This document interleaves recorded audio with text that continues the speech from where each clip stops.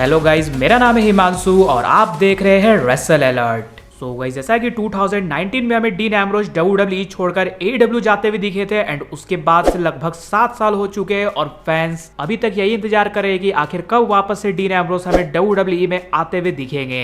सो क्या इस चीज का जवाब अब हमें फाइनली मिल चुका है? आज की इस वीडियो में मैं उसी के बारे में करने वाला हूँ बात, लेकिन इससे पहले मैं आप सभी को बताना चाहता हूँ कि रेसलमेनिया के नाइट 1 में WWE कौन सा बड़ा मैच कर रही है प्लान। इसके अलावा अभी WWE किस बड़े ट्रेवल में चल रही है। तो गाइस, सबसे पहले हम उसी ट्रेवल के बारे में कर लेते हैं बात। तो मैंने आप सभी को बताया था WWE जिस तरह का रेसलमेनिया के लिए टिकट सेल कर रही थी एक्सपेक्ट, वो टिकट सेल हमें देखने को नहीं मिला। जिसके बाद उन्होंने ब्रॉक लेसनर, रोमन रेंस को रोड टू रेसलमेनिया के लिए कर दिया एडवर्टाइज, बट स्टिल ज्यादा कुछ फर्क पड़ा नहीं। लेकिन आप सभी को बता दूं WWE ने टिकट सेल इंक्रीज करने के लिए 25% का डिस्काउंट भी दिया था और इस डिस्काउंट के बाद भी जो टिकट सेल लास्ट वीक हो रहे थे उससे भी कम इस वीक हमें होते हुए दिखे। तो आप सब सोच सकते हो जो WWE का प्लान था कि प्राइस कम करने के बाद टिकट सेल इंक्रीज होंगे, लेकिन ऐसा कुछ भी हमें देखने को नहीं मिला। तो देखकर साफ लग रहा है कि रेसलमेनिया वाली वो फील तो नहीं आ रही है। लेट्स सी कि क्या WWE एलिमिनेशन चैम्बर में कुछ बड़ा धमाका करती है जिसकी वजह से टिकट सेल्स होते हैं इंक्रीज। वैसे आपको क्या लगता है मेन रीजन क्या कुछ है टिकट सेल्स कम होने के पीछे? वो जरूर से नीचे कमेंट्स में बताना। वहीं इसके बाद नेक्स्ट बात कर ली जाए कि WWE एक कौन सा बड़ा मैच प्लान कर रही है रेसलमेनिया 42 के नाइट 1 के मेन इवेंट के लिए। तो जैसा कि नाइट 2 के मेन इवेंट के लिए तो रोमन रेंस और CM पंक का मैच ऑलरेडी हो चुका है कंफर्म, बचता है अब नाइट 1।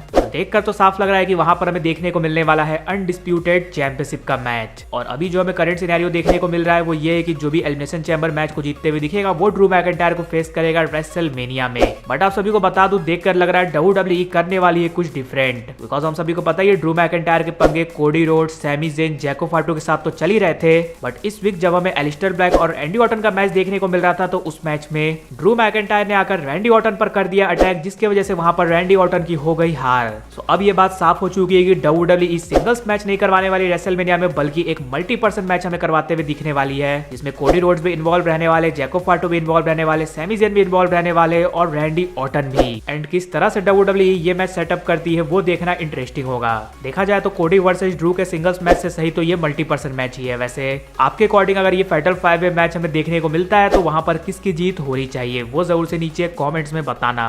और अब बात कर ली जाएगी क्या फाइनली वो टाइम आ चुका है जहां पर डीन एम्ब्रोज हमें डिसाइड करते हुए दिखने वाले कि वो AEW में ही रहने वाले या फिर आने वाले हैं WWE में वापस। तो आप सभी को पता है 2019 में हमें डीन एम्ब्रोज का कॉन्ट्रैक्ट WWE के साथ खत्म होते हुए दिखा था और उस समय लग नहीं रहा था कि एक्चुअल में डीन एम्ब्रोज WWE को लीव करने वाले, बट वो हमें लीव करते हुए दिखते हैं और ज्वाइन करते हुए दिखते हैं AEW कंपनी को। एंड उन्होंने ज्वाइन करते ही 3 साल का कॉन्ट्रैक्ट कर लिया साइन। और फिर जब 2022 में कॉन्ट्रैक्ट एंड होने वाला था AEW के साथ, देन हम सबकी थोड़ी बहुत होप बढ़ी कि क्या डीन एम्ब्रोज वापस से WWE में आने वाले हैं। लेकिन एक और बड़ा झटका में मिलते हुए दिखा कि जॉन मॉक्सली या फिर डीन एम्ब्रोज जो भी कहना चाहो, उन्होंने AEW के साथ 5 साल का एक्सटेंशन साइन कर लिया, यानी कि अब उनका कॉन्ट्रैक्ट खत्म होने वाला है 2027 में। लेकिन आप सभी को पता है जॉन मॉक्सली डे 1 से ही AEW के साथ एंड अभी वो वहां के एक तरह से टॉप स्टार बन चुके हैं, जिस तरह से अभी WWE के लिए Roman Reigns and Seth Rollins है।